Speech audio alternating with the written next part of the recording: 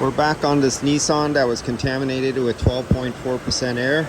You go back to the first video of this series on this vehicle with their problems, you'll see that the high side is substantially lower. We're just a little bit lower on our liquid side temperature, but that's lower. Our low side is actually higher. Now this is a compressor that when you raise the RPMs, it works more efficient. It's not like your standard, what we could call now standard variable displacement compressor. This one actually works better when you raise the RPMs. So this is getting down to 46 degrees out the dash now. It's cooling right.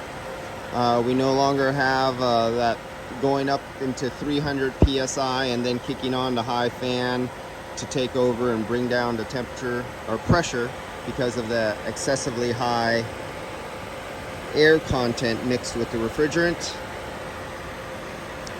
And success. The customer now has a properly charged system, and I will give him his little printout right here showing that he had 12.4% air, and he'll take that back to the guy who recharged the system before and go get all his money back.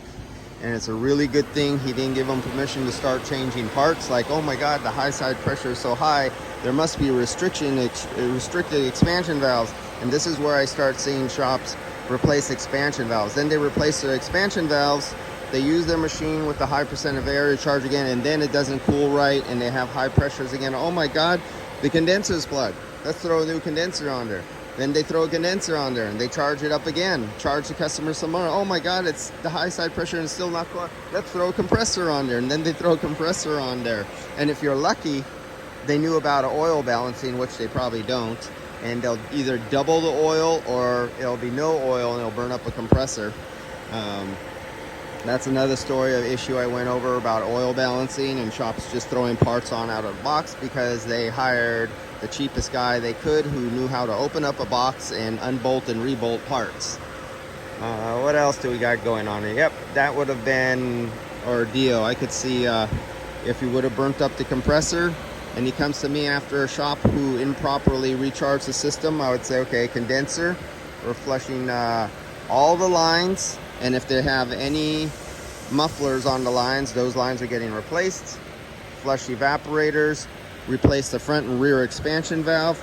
This would be about a $4,500, $4,800 ticket to fix the AC on this because somebody was lazy, cheap, or ignorant who did it before. And but yeah, customer can now go back and get his money back from whoever charged this before. All right, see you guys.